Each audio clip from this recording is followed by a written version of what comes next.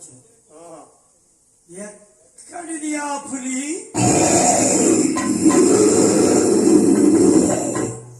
కొత్త పులే.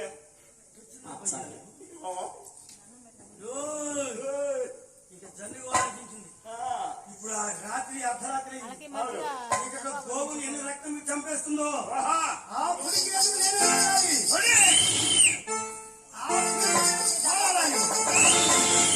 ఆ సత్యమైన జన్యువునే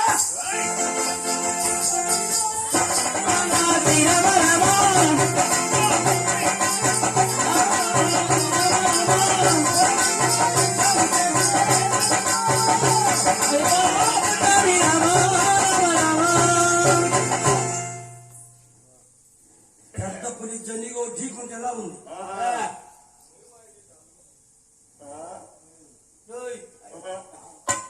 యుద్ధశీలు త్వరగా రావాలి. గోపయ్య యుద్ధశీలలో సాయిబాబా గారు ఎస్ఐ గారి సీనియర్ టైగర్ ఇచ్చాడు. ఇంత హుషారుగా తెల్లవారిందని అన్నం తిరుగుతూ కథ చెప్పాడు నరసింహరావు అన్నయ్య. ఇది విశేషం తెలుగుతుంది మహిమే అని చెప్పాడు. అది ఇప్పటి వరకు కూడా అదే విధంగా జరుగుతుంది. చూసావా గోపయ్య తిరుపతమ్మ ఆ ధనిగో ఎప్పుడైతే పడుతుంది వెంకటేశ్వర స్వామి భక్తులు భయపడిపోతారు. భక్తే గెలుస్తుంది. దేవుడి కంటే వాడు భక్తి విన్నా నిరూపించాడు ఆంజనేయ స్వామి. భక్తే గొప్పది. ఆ చనిగోవు పొరుగు గాని పడిపోయింది కదా. చిన్నగా మెల్లగా వస్తుంది గోవుల దగ్గరికి ఆ జంజు. ఆ ఎనుక మార్గంలో ఉన్నదే పెద్ద పులి.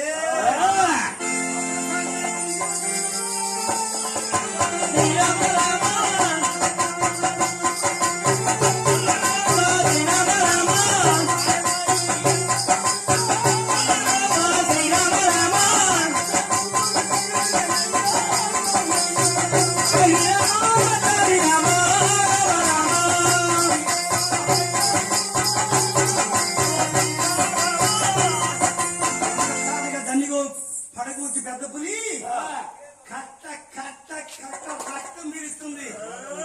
ఆఖరిసారిగా మరణిస్తున్నటువంటి ఆ దన్నిగో ఉన్నదే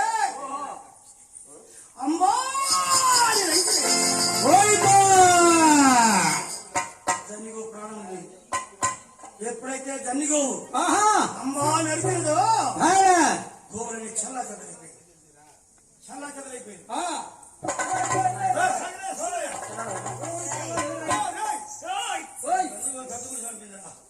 జన్నిగో కనిపించలేదురా. పదండి పదండి. 700 గోళ్ళు కనిపిస్తారు కానీ మన బుద్ధి కమ్మలు జరుగుకో కనిపించలేదు. నా ప్రాంతం మొత్తం తిరిగాము. చెరుకోట మనకు అన్నం కలిపి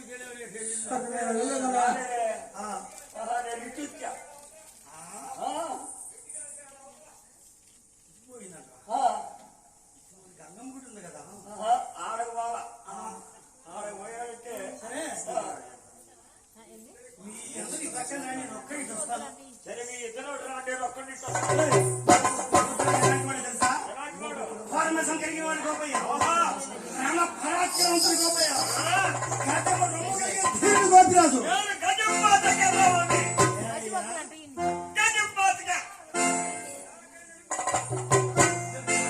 ఏమండే కేశవరావు గారు ఏందప్ప గజం పాతికేదిరా? పాతికే కొంత అక్కడ పాతికేగా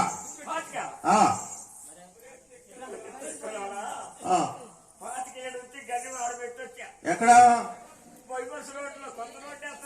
ఆహా గట్టి పడిద్దానా? సరే సరే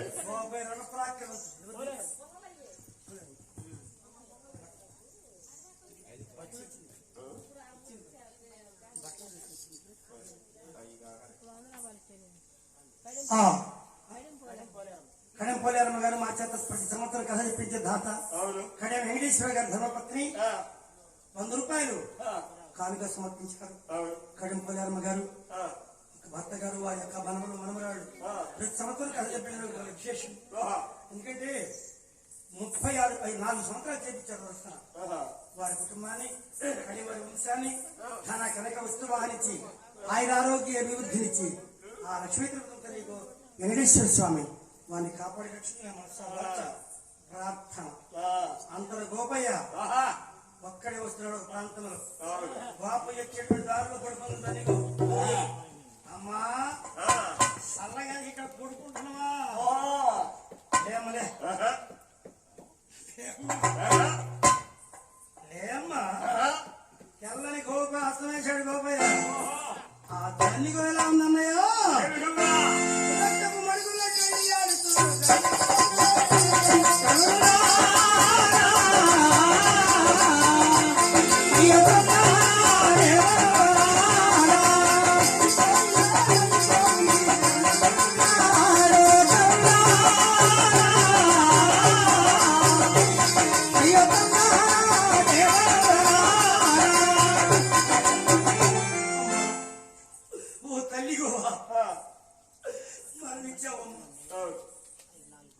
నీకు రాకముందు ఒక గోవు లేదమ్మా. ఓ తల్లి గోవా, నీ వచ్చిన తరువాత 700 గోవులు వచ్చినాయమ్మా. తిరుత్తమున్న ఆ తల్లి గో ఏది చెప్పను నేనేమని చెప్పనమ్మా. అమ్మా అన్నీళ్ళు పిలిచాడు గోపయ్య. సర్లో పెద్ద గుళ్ళు వచ్చింది.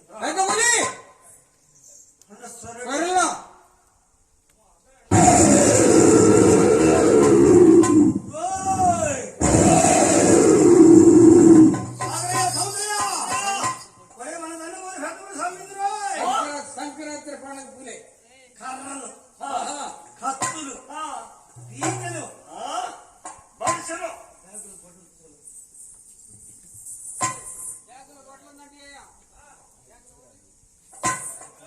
బారిసలు తీసుకురండి. పెద్ద కొన్ని ప్రాణాలతో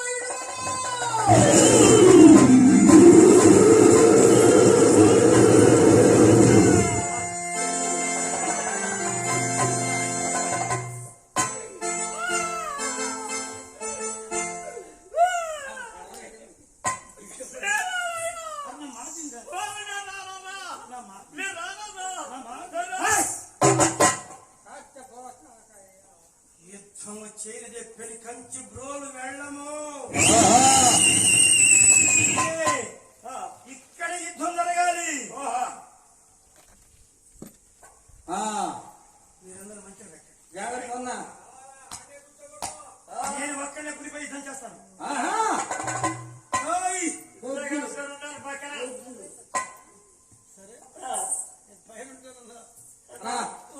నేను మధ్య మీద ఉంటాను కానీ జాగ్రత్తగా యుద్ధం చేస్తా. గోపయ్య కోరమేసిన పడిగిన వాడు గోపయ్య.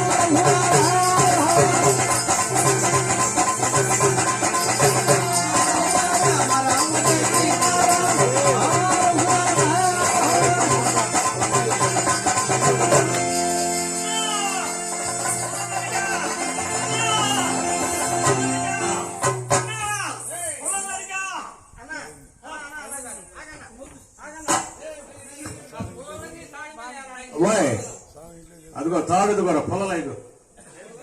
పొలంలో నరికిన పొలం తాడి మీద మాట నీళ్లు కాసుకోవచ్చు.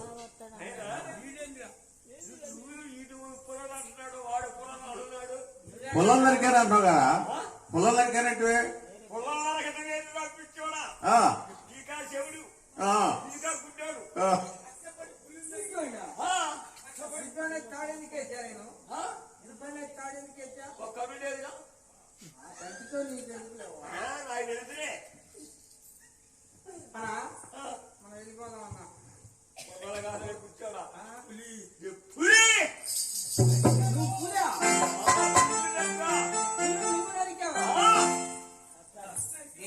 లేదన్నా గొడ్డలతో లేదన్నా ఇక్కడ పెట్టొచ్చా అక్కడ పెడితే ఇక్కడ పుల్లి ఎక్కడికి అన్నా అదే మహిమ అదే బట్టి మహిమానికైనా బ్యాలెన్స్ ఒక రోజు గుడిపోటు వచ్చింది నీకు. జాగ్రత్త ఆ, ఇది ఏం పట్టుకున్నావు ఏమన్నా అర్థం మెరుస్తుందన్న నీ గుండె ఏం మెరుస్తుంది ఎలుపుకుంటుంది ఎనపకుండా డబ్బులు సరిపోయింది ఇక పోతారా ఎక్కడ చూద్దాం వాటదారి కుదరపడింది బొట్టి కళ నింటుంది గోపిరాజు చేతులు నిరాజరాజు చూస్తున్నాడు గోపిరాజు చురుగు దగ్గర కథపులు లేచింది ఎనిమిది గడిగిన గోపయ్య ఏం చేస్తున్నాడు ఏం చేస్తున్నాడు అర్ధరాత్రి చీకట్లో అయ్యా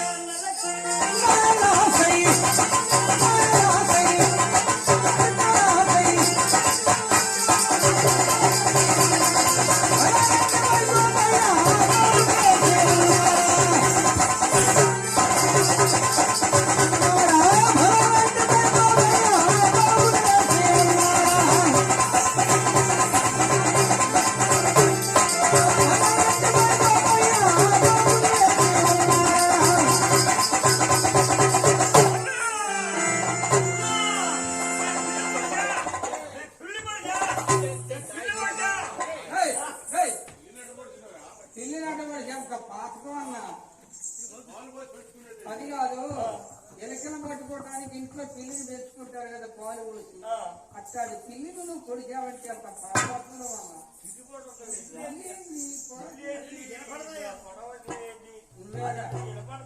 అన్నా పిల్లిని పొడిచానని తిరుగుతున్నావుగా పిల్లి కాదురా పులి పులియా పులి నువ్వు పొడిచావా ఏంటన్నా పుల్లిని ఎట్ట పొడిచావు ఇట్ట పెట్టి ఆ, అట్ట పట్టుకొని ఆ, తేజీ ఆ. ఒరే, ఒరే, ఒరే. లేదా దిగిపోయి ఏది కత్తేదిరా కట్టా లేకుండానే కత్తి భయం కాదు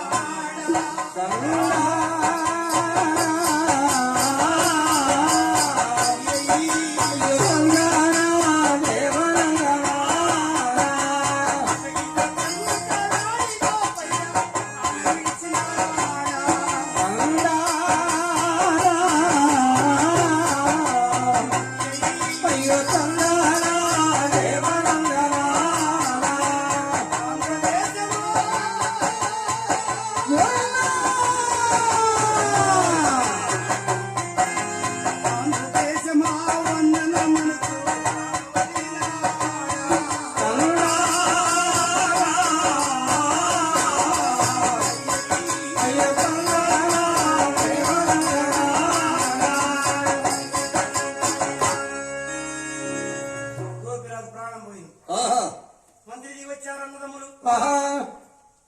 చిన్న తమ్ముడు మల్లయ్య, పెద్దన్న గోపిరాజుపై అతి ప్రేమ.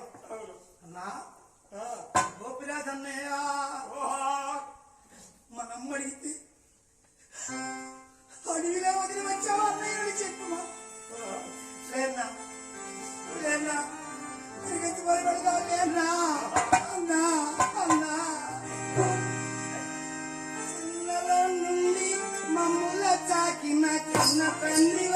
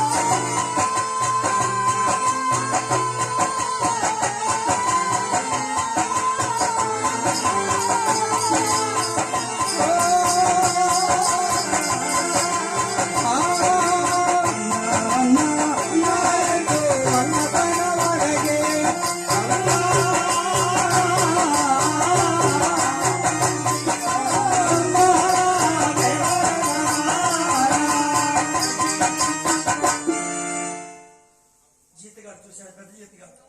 మల్లయ్య అన్నయ్య మరణించిన వారు తిరిగి రారు. అవును. జన్మెత్తిన వెంబడే మరణం రాస్తారు భగవంతుడు అందరికీ. ఆ. ఈ మరణించబోయేందుకు కొన్ని అయినా మంచి పనులు చేయడం తెలుసుకోవాలి. ఆహా. ఎవరికైనా మరణం తచ్చి అవును. ఈ అన్నయ్య ఏం చెప్పాడు? ఏమి? ఒకవేళ పులి చేతుల్లో నేను మరణిస్తే ఆహా. ఈ రక్తం నువ్వు చూపండి, అవును. ఈ శిరస్సు నువ్వు చూపండి ఆ. అని చెప్పాడు. పెద్ద పులి గోడు కోసాడు పెద్ద జీతగాడు. ఆహా. రెండవ జీతగాడు ఆ.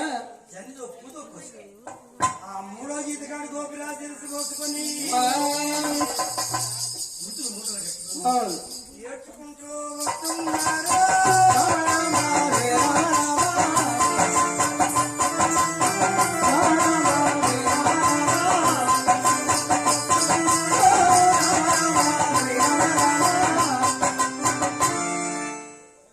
ఎదురు చూస్తుంది లక్ష్మీ తిరుపతి మమ్మల్ని ఏటి స్వామి. గోవులు వస్తున్నాయి. నా జన్యుగో ముందుగా వచ్చేది మందరికి. ఇది నా జన్యుగో. జాగ్రయ్యా ఓయ్. అన్నయ్య ఓయ్. గోపరావు కొంత మరణించారు ఎలా చెప్పవాలా? ఎట్లా చెబుతాం అన్నా? ఆ మూట అమ్మవారికి ఇస్తే అమ్మవారికి చూసుకుంటాం. అంతేనా? అబ్బా సాగరయ్య, సోదరయ్య, ఓయ్. యాదవరాజుల గంగయ్య, అయ్యా ఎందుకు జీతగాడి కన్నీరు కాచుతున్నా? ఏది అప్ప అంటావా? అయ్యా నా పరిస్థితి భగవంతుడు రాసిన జాతకం మించినటువంటి ఏమీనూ లేదు. అవునులే తల్లి. అబ్బా మా సంసార పరిస్థితి మారిపోయింది. అవునమ్మా. మీ జీతాలు చూసుకొని మీ గ్రామానికి వెళ్ళండి. ఇగో తండ్రి. అయ్యో తల్లి. అబ్బా ఓ, మూటేరా? చూచిపోయిన నా ప్రాణనాథుడు ఆఖరికి ఉంటాను.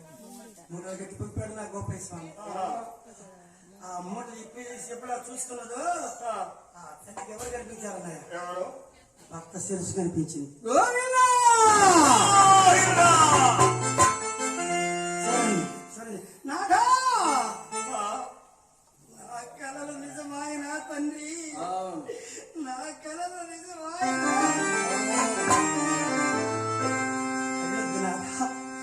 వెళ్ళొద్దయ్యా, నా కళలు తప్ప నా దానికి నా మాట మీరు అడిగి వెళ్ళారే. నాదా ఈ రెండు నీళ్ళు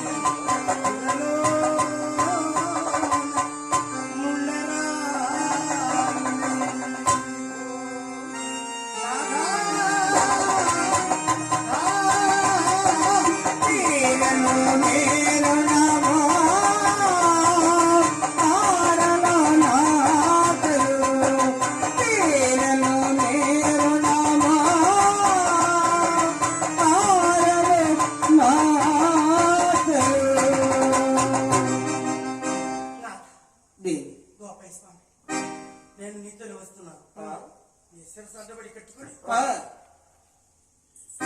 పొంగున్నోళ్ళు వెళ్ళిపోతా నేను నీతోనే వస్తుంది నీవు చనిపోవటా నేను బ్రతికుంటా జరగని నేరది వస్తున్నాను. స్వామి శ్రీనివాస నిరంతరం నీ పూజ చేశాను, గోవిందనామాలే చదివాను. ఇప్పుడు నువ్వు నాకు సహాయం చేసి ఏంటో తెలుసా? అత్తవారి పసుపు కుంకుమ ఏం చెప్పారు వాళ్ళకి మోక్షం. అత్తవారి పసుపు కుంకుమ గోవిందలా చేయి నాయన.